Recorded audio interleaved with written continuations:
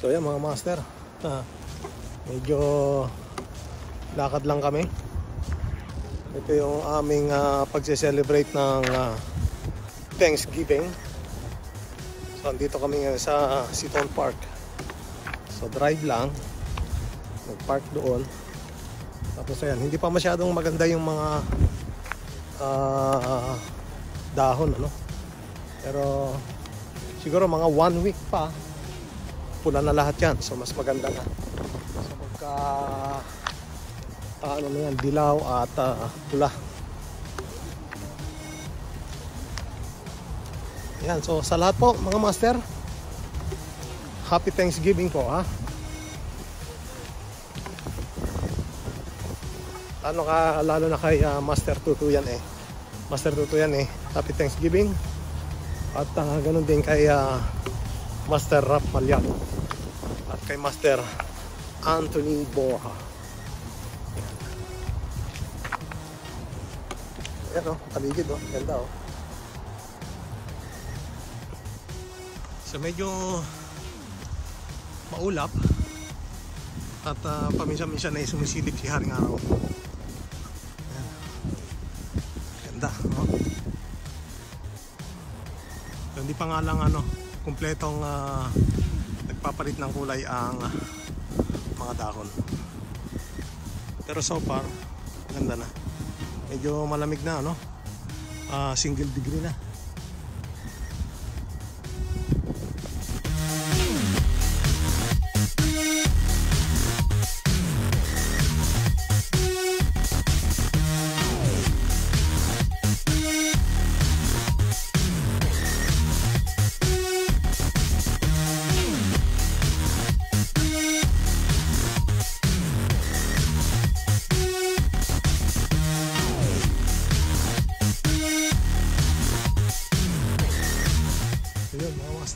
Lumipat kami ng pwesto.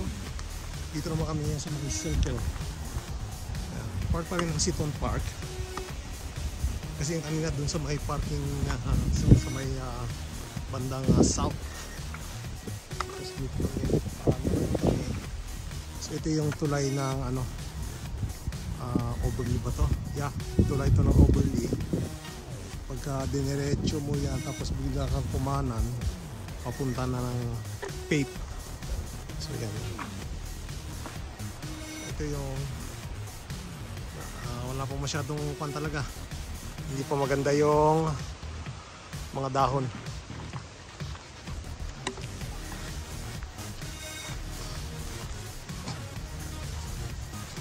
Tapos nito punta doon kami sa ano, breakwork doon sa may Bayview.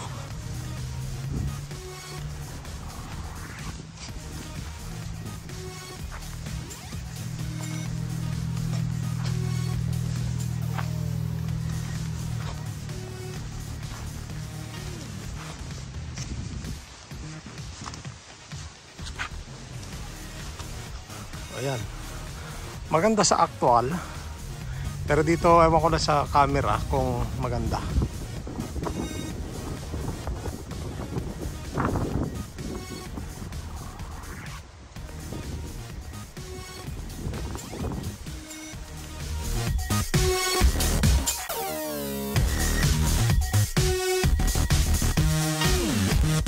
Ayan. Ayan yung dalawa. Dito kami. Medyo malamig na talaga. Yung mga expose ko, yung katulad nito, yan, nangangati na. Kanina nagpantal na nga. Buti na lang at nakapagbilad ako sa init, kaya medyo nawawala. Ganun din ako pagka naliligo.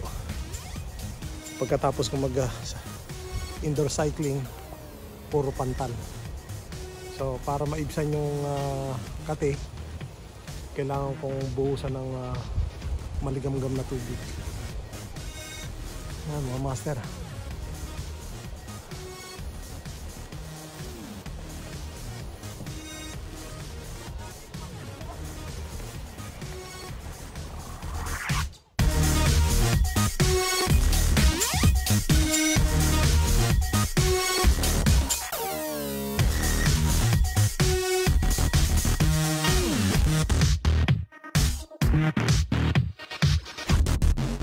Master, dito kami sa taas ng brickwork.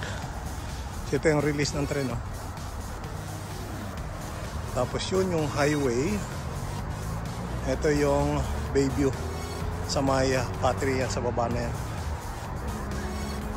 Wala, hindi pa maganda ang mga dahon. Kaya pangit pa.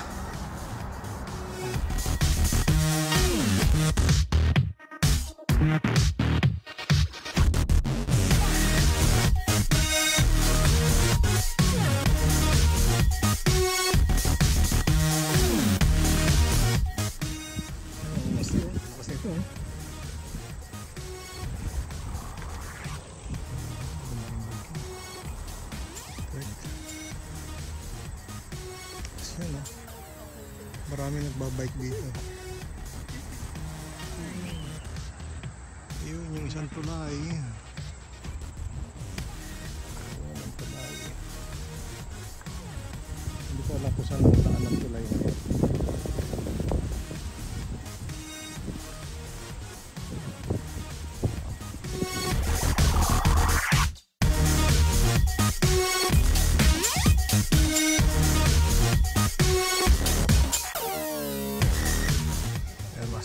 Lakad-lakad lang dito, pababa, oh. Pero yung mga nagbabike, inaakyat to. Hindi ko alam kung ilang tukod ang nangyayari sa akin dito. Karik din, eh. Baka nasa mga 10% din to. Ganda, oh. Maganda sana kung ano to. Medyo hinog na yung mga dahon. Ngayon hindi pa, eh.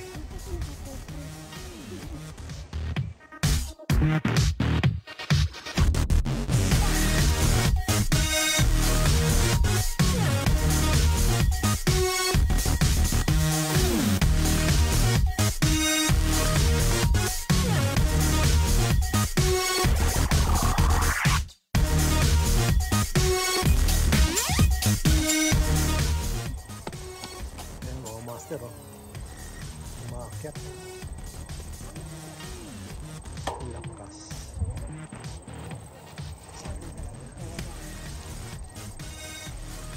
Taas no, master. Kung siya, gravel bike.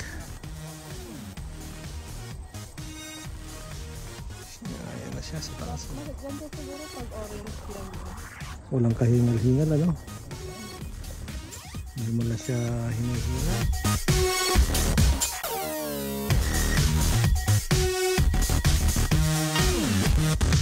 Master, yung binabaan namin. Doon kami galing sa taas.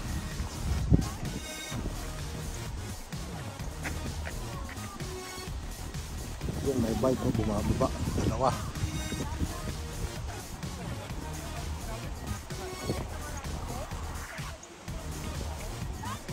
Yung mga step dyan, ang duroy mo hindi hinihingal. Grabe. Lakas nun. Lakas talaga pagka mga batak-kabatak. Gamit na gravel. Tapos ito ngayon, mayroong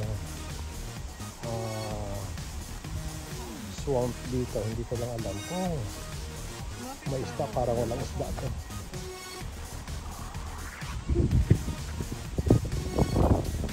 Doon ka, oh, sa taas. Picturean ka namin. Doon.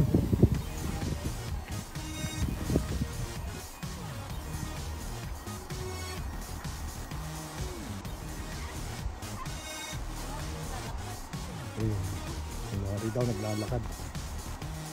Kunwari daw naglalakad siya. Naglalakad naman talaga. Oh, babalik. Oh. Parang tanga lang, oh. May kalundal-lundal pa. Parang tanga lang. Anong gusto mo mangyari ngayon, ha? Lakad, ha? Lakad ka na.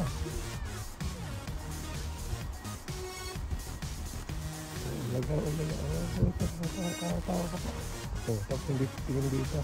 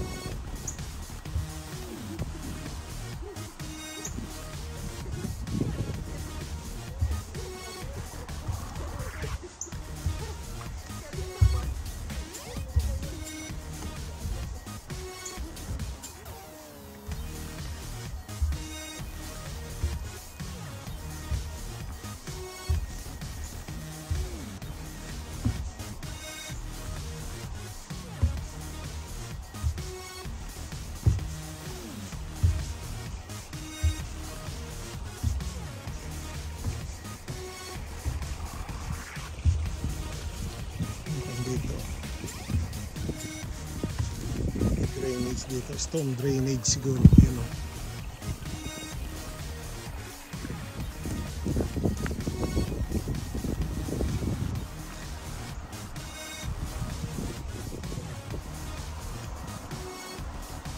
Dati ano ang tubig nito ah. Pero bakit ngayon nagkaroon ng ano rito oh? Oh. Dati tubig to eh. Parang bumaba ang ano, bumaba yung mga itong gravel na to. 'Di ba dati tubig na to. Parang natuyuan.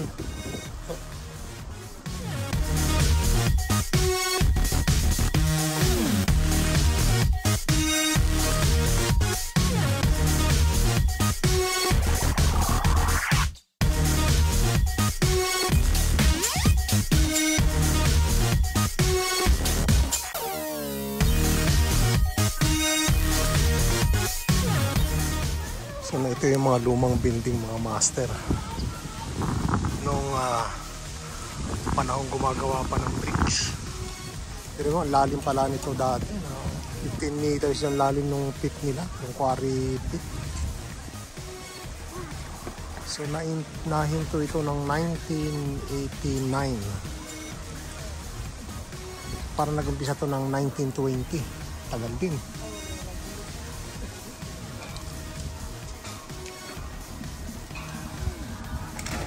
Oh, ha?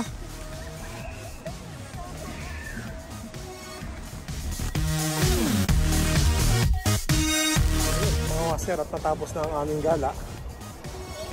So, ayan. Ganun lang. Lakad lang hanggang doon at medyo nagpa-pause lang ng konti. Kasuwian na. Makakulimlim na eh. Kaya uwian na. So isang malamig na happy Thanksgiving po sa lahat. Ingat po palagi. Salamat. Hanggang sa muli. Peace.